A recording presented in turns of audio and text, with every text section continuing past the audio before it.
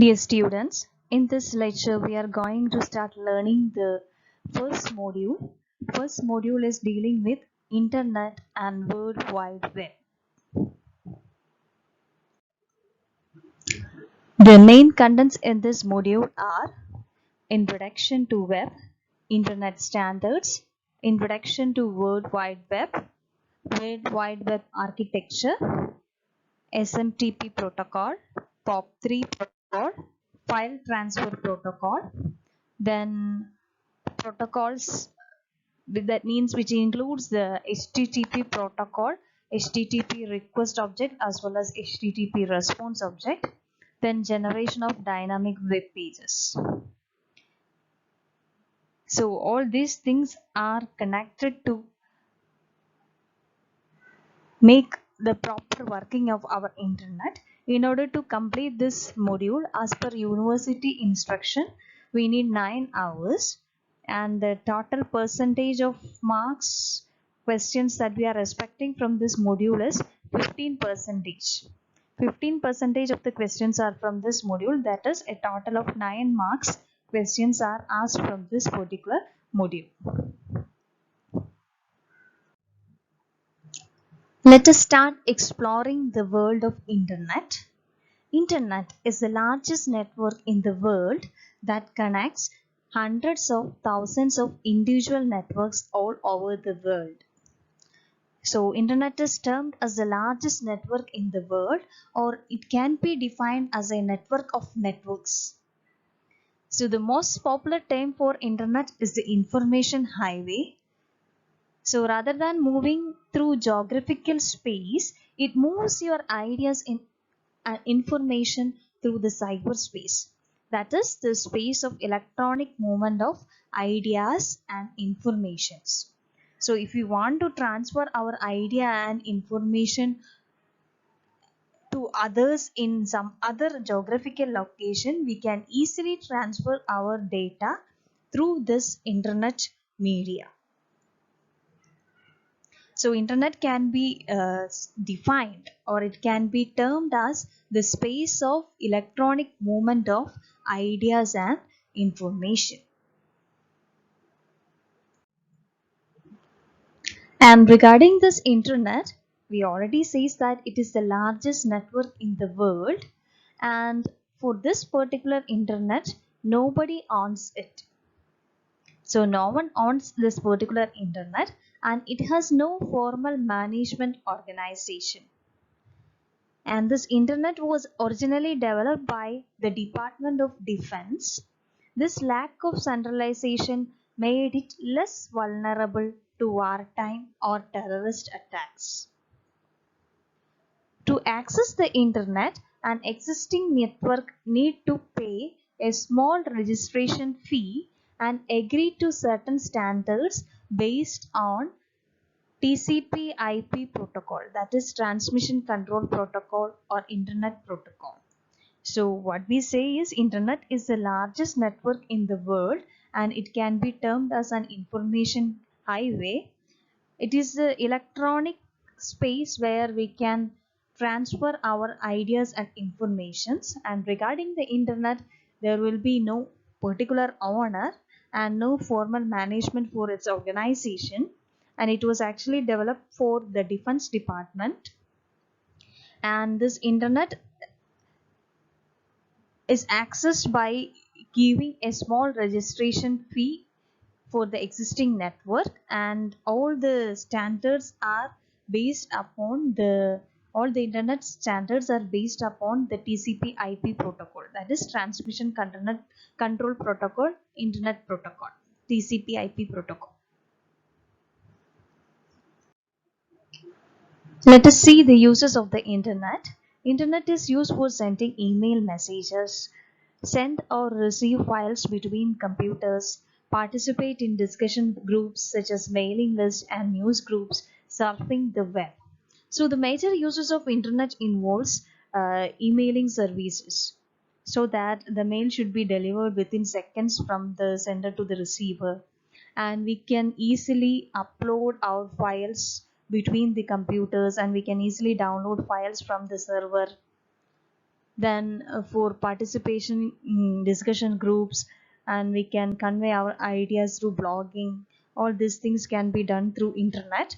And the most popular or common use of internet is surfing the web. What we need is available in the corresponding internet. What we need, what all the new ideas we need, we can get a particular information from the web search engines. So these are some of the major uses of the internet. Now we see what is web. Web, it is commonly termed as World Wide Web.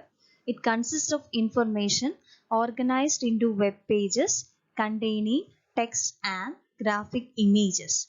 So these are pages that are available on the internet, which contains some text as well as some images. It contains hypertext links or highlighted keywords and images that lead to related information. If you are taking a page on the internet, that page is termed as web page. That page includes text. Sometimes that page includes link to another pages. It contains some keywords which are highlighted, and it also contains maybe some images or some animations are there. A collection of linked web pages that has a common theme or focus is called a website. We can say that if you are making a collection of web pages which are concentrating on the same area, then we can say that it can be which can be the informations are related towards a particular area. At the same time, all these web pages are designed with same theme as well as focus, then we can say that it is a website. For example, if you are creating web pages for Federal Institute of Science and Technology, then we create a web page for corresponding the details regarding the college. Then we say about the department in we are having 7 departments, and these 7 departments are represented in 7 pages. And in addition to that, we specify some pages for student admission, then some pages for student activity, all this. So all this together we can say that the website, because all these things are related to the same organization, as well as all these things are designed based on the same theme. The main page that all of the pages on a particular website are organized around and linked back to is called its site's home page. So while we are taking a website, the initial page that is loaded on the web is termed as the home page. And if you are moving across the pages of that particular website, and if again link back to the a particular web page, each and every page that we traverse is having a link back to its home page. That is termed as the home page of the website. Now we are having a question how we can access the internet. So many schools and businesses have direct access to the internet using special high-speed communication lines and equipments. Using some communication cables and equipments, we can directly connect to the internet. Students and employees can access through the organization's local area networks or through their own personal computers. So the students and employees in an organization can access the internet through their local area network or through Wi-Fi or through their own personal computers. They can access the corresponding internet. Then another way to access the internet is through the internet service provider. That is ISP. ISP stands for Internet Service Providers. To access the internet, an existing network need to pay a small registration fee and agree to certain standards based on the TCP/IP protocol reference model. So in order to access the internet, each and every organization or existing network should pay a registration fee, and this existing network should be follow the standards of TCP/IP protocol. Each organization pays for its own networks and its own telephone bills, but those costs usually exist independent of the internet. So each and every organization should pay for its network and its own telephone bills, and those costs are usually independent of the corresponding internet bill. Then the regional internet companies route and forward all traffic, and the cost is still only that of a local telephone call. Now at present the corresponding internet is provided by all the telephone providers, or the regional internet companies can route and forward the network, so the cost is comparatively very low as that of a local telephone call. Now we see what is internet service providers. Internet service providers are commercial organizations with permanent connection to the internet that sells temporary connection to the subscribers. Example: Prodigy, America Online, Microsoft Network, AT&T Networks, etc. So ISP means these are commercial organization which is having permanent connection to the internet, so that they can sell temporary connection to the subscribers. How to access the web? Once you have the internet connection, then you need a special software called browser to access the web. Web browsers are used to connect you to remote computers, open and transfer files, display text and images. So in order to access the internet, we need a software called browser. So browser is responsible for accessing the web. Web browsers are used to connect you to the remote computers, open and transfer files, display text and images, and using this web browser software we can view the web pages. Web browsers are specialized programs, and some of the web browsers are Netscape Navigator, Internet Explorer, Mozilla Firefox, then Google Chrome, Microsoft Edge. These are some of the common web browsers. So remember, web browser is a particular special software which is used to access the web pages on the internet.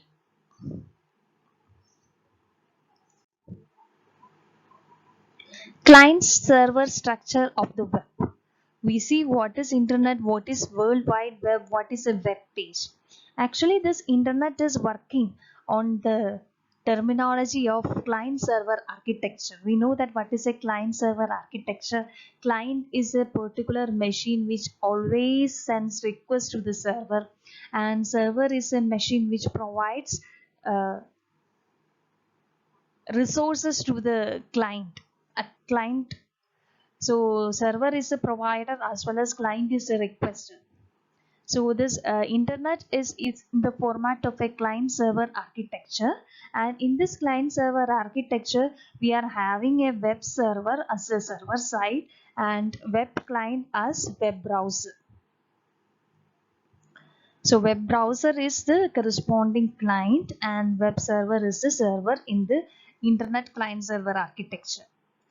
So web is a collection of files that reside on computers called web servers that are located all over the world and are connected to each other through the internet. So web server contains a collection of files and it is located all over the world, and these web servers are connected together through the internet. When you use your internet connection to become part of your web, your computer becomes a web client in a worldwide client server network. when you are accessing an internet connection to our system or laptop, we will become a part of this worldwide client server network. A web browser is the software that you run on your computer to make it work as a web client. So web browser is the client part in the client server structure of internet. So web browser is a software which is run on the client side computers for accessing the web pages.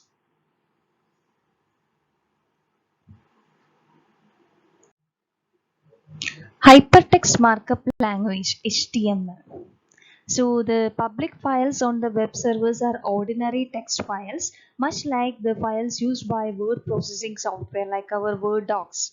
So most of the files in the web servers are appeared in the format of docs, but in order to allow the web browser to read something from the web page, that web page should be in a standard format. So to allow web browser software to read them, the text must be formatted according to a generally accepted standard. Then the standard used on the web is Hypertext Markup Language, that is HTML. So HTML Hypertext Markup Language is a standard which is followed by the web consortium to make the web pages. So what all documents are there in the web servers that should be formatted in the format of hypertext markup language documents. HTML uses codes or tags to tell the web browser software how to display the text contained in the document.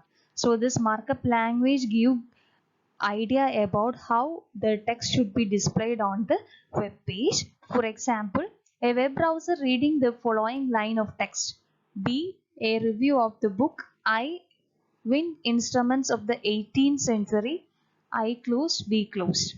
So this B tag indicates the text in bold. So this is the initial B tag is the opening B tag and last B is the closing tag. Likewise, I is having an opening tag as well as closing tag. So B is a tag which is used to make the text bold and I is a tag which is used to make the text in italics. So all the things which are enclosed in the starting tag and closing tag should appear the way that the tag belongs to.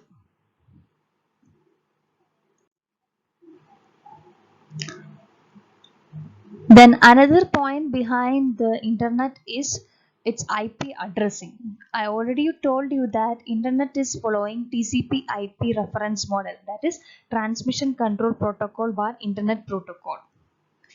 So each and every machine in the internet is having a unique ID. So that is addresses on the web IP addressing.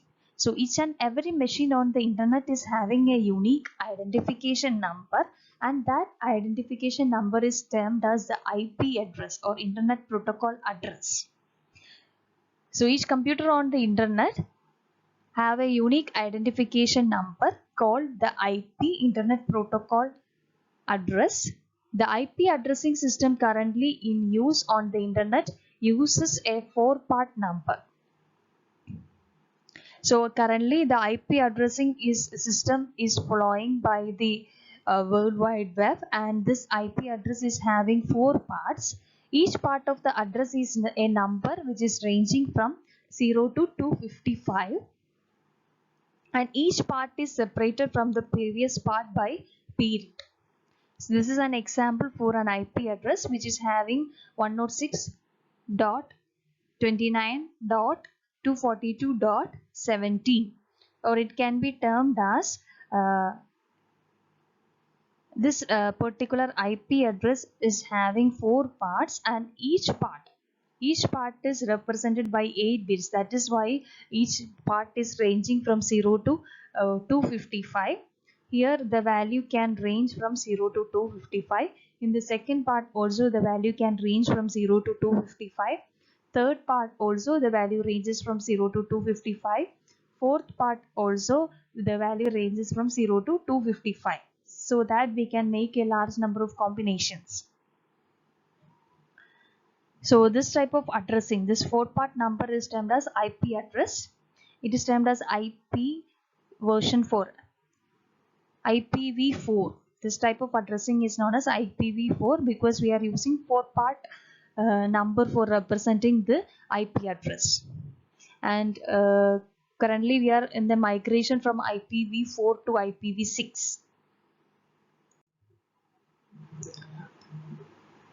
Let us see more about this IP addressing. The combination of the 4 IP address parts provides 4.2 billion possible addresses. So each part, I already told you that it ranges from 0 to 256, that is an 8-bit representation. So 256 into 256 into 256 into 256 possible addresses are available. This number seemed adequate until 1998. And members of various internet task forces are working to develop an alternate addressing system that will accommodate the projected growth. Now we can see that almost majority of the people in our world are using internet, and this possible combination is not possible for addressing all these types of equipment. So what they have to do is they are trying to do an alternate addressing system which can accommodate much more addresses. That is why a migration from IPv4 to IPv6 is going to be happen. However, all of the working solutions require extensive hardware and software changes throughout the internet. If a migration happens, there will be a large change or huge, there will be a change that should occur in the hardware and software throughout the internet. Then another main thing which is related to internet is domain name addressing.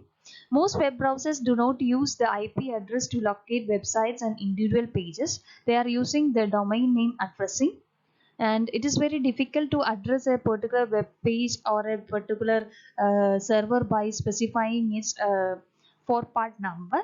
In such a situation, they are using the domain name addressing. Domain name is a unique name associated with a specific IP address by a program that runs on the internet host computer. So domain name is a unique name that will be associated with the IP address of a particular program, and this program which coordinates the IP addresses and domain names for all computers attached to it is called domain name system software. So we can say that instead of specifying an IP address, a domain name is used for accessing a program from the host computer, and this domain name architecture is termed as domain name system. The host computer that runs this software is called domain name server, or the server which hosts this particular domain name or domain data is termed as the domain name server. Domain name addressing. Then domain names include any number of parts separated by periods. However, most domain names currently in use have only 3 or 4 parts. For example, if you are looking at our website visat.ac.in, visat dot, so visat is the first part, dot ac is the second part, in is the third part. So most of the web browsers most of the websites who are having the domain name is commonly having 3 or 4 parts. Domain names follow a hierarchical model that you can follow from top to bottom if you read the name from right to the left. If you are reading the name from right to left, then we can get the corresponding hierarchical order. For example, the domain name mca.visat.ac.in is the computer connected to the internet at the MCA department, which is an academic unit of Visat Engineering College, that is Visat, which is an academic institution AC and in India. If you are looking it from right to left, we get the corresponding hierarchy like this. In stands for India, AC stands for academic institution, Then FISAT. FISAT is the corresponding academic institution, and in FISAT the page belongs to MCA department. Likewise, if you are reading it from right to left, we get the corresponding hierarchy. No other computer on the internet has the same domain name like this. Only our department is specifying by this address. No other computer on the internet is having this particular domain name.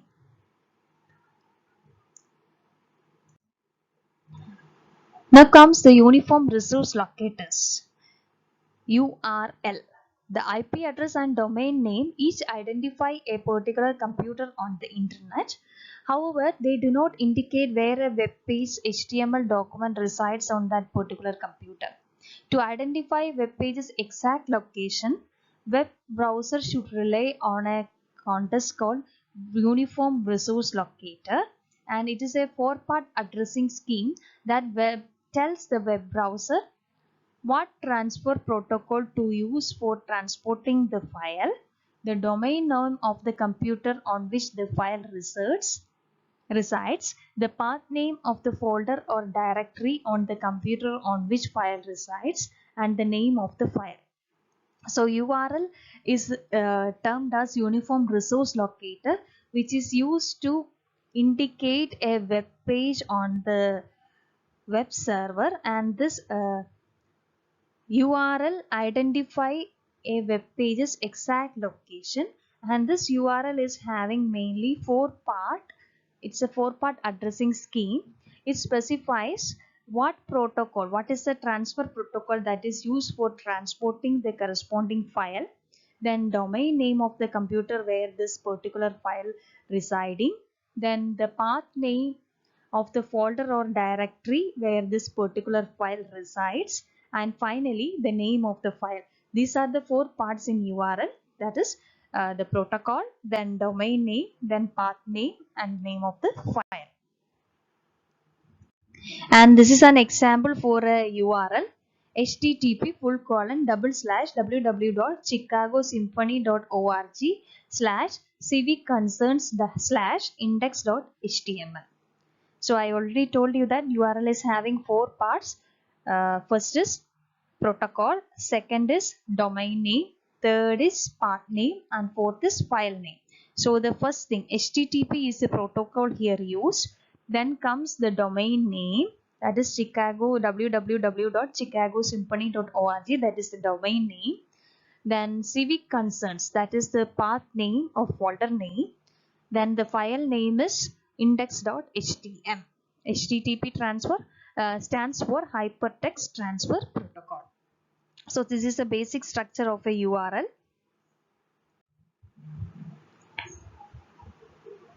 We are having a lot of points that comes under the HTTP. HTTP is a transfer protocol. It is the set of rules that the computers use to move files from one computer to another on the internet. So it is a file transfer protocol. So using this protocol, we can transfer files from one computer on the internet to the other. The most common transfer protocol used in the internet is Hypertext Transfer Protocol. Two other protocols that can use on the internet are File Transfer Protocol FTP and the Telnet Protocol. So HTTP is a protocol which is used for transferring files from one computer to another, and this HTTP stands for Hypertext Transfer Protocol. Two other protocols are also used for transferring the files. They are File Transfer Protocol FTP and the Telnet Protocol. How to find information on the web? A large number of search tools have been developed and available on the websites that provide the search services to help you to find the information. The search engines like Yahoo, Exile, Lexicos, Alta Vista, these are some of the web engines which helps you to find the information. You can find the information by two basic means: search by topic or search by keywords. Some search services offer both methods. others only one. The Yahoo search engine offers both. We can search it by topic or we can search it by the keywords. And another important thing which is related to internet is IETF. IETF is Internet Engineering Task Force, and it is a self-organized group of people who make technical and other contributions to the engineering and evolution of internet and its technologies, and it is a body which is used to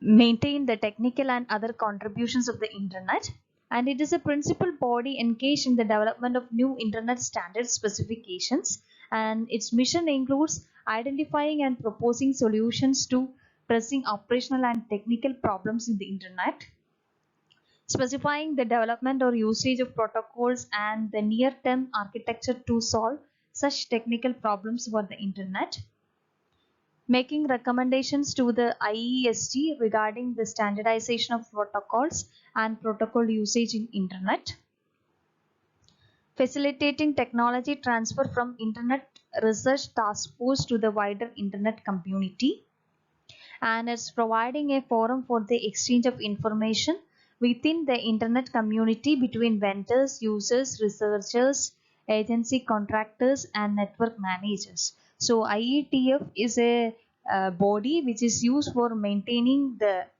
internet standards as well as protocols. They are responsible for maintaining or updating the standards that are used in internet. Hope you understood the basics related to internet. Thank you.